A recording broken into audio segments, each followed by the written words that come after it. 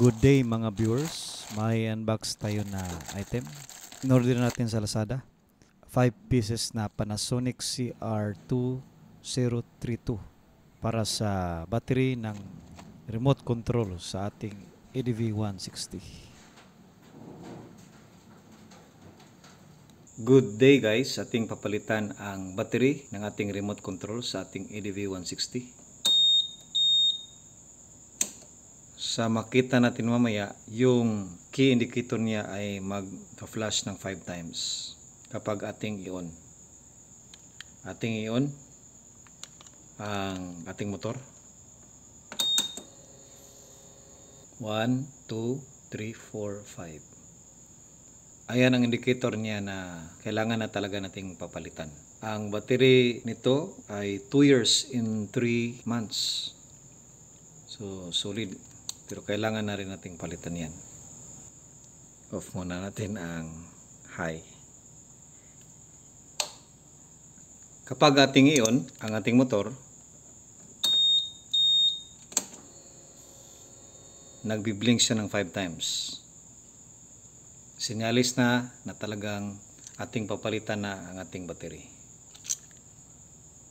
Palitan na natin ang ating battery sa ating remote control.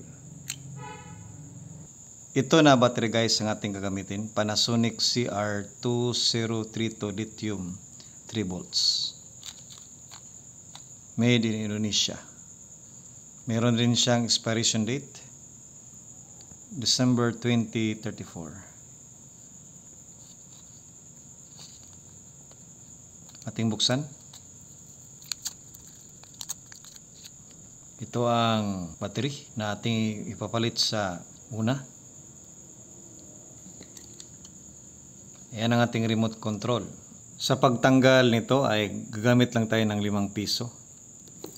At itong matalas na bagay sa ating nail cutter para sa pagkuha natin mamaya ng battery.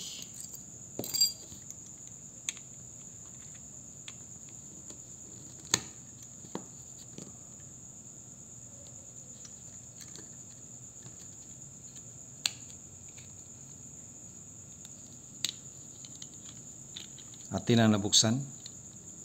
Ito ang battery niya. Tatanggalin natin ito gamit itong matalas na bagay sa nail cutter.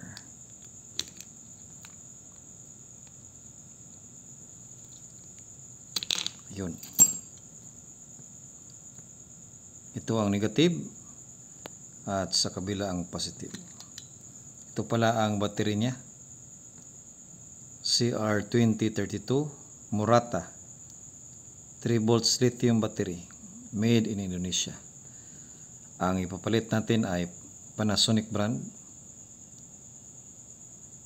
CR2032 3 volts made in Indonesia rin. Ayan. Ang lifespan nito ay 2 years and 3 months.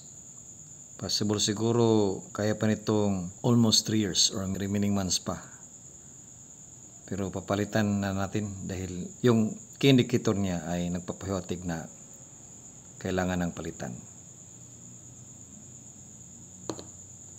Ito ang positive.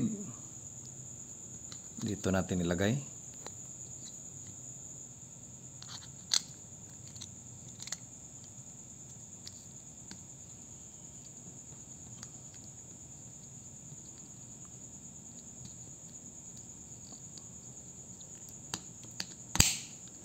Yun. Kapag nag-clip na siya, tumunog, maigpit na yan. Ngayon ay ibabalik na natin.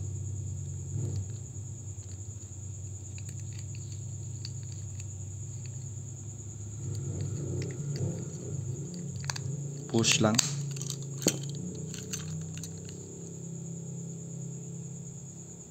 Try natin. Ayun o, gumana. Try natin doon sa ating motor. Kung gagana ba.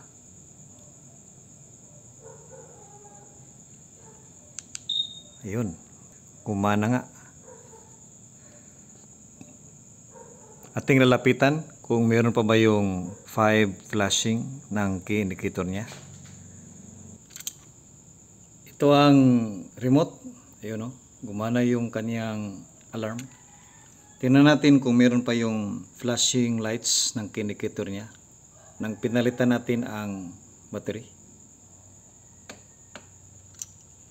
On muna natin.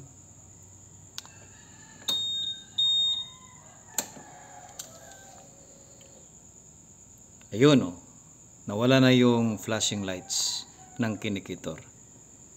Ang ibig sabihin niyan ay hindi na lobat ang battery ng ating remote control.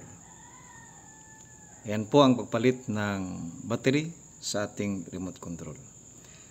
Thank you for watching and God bless.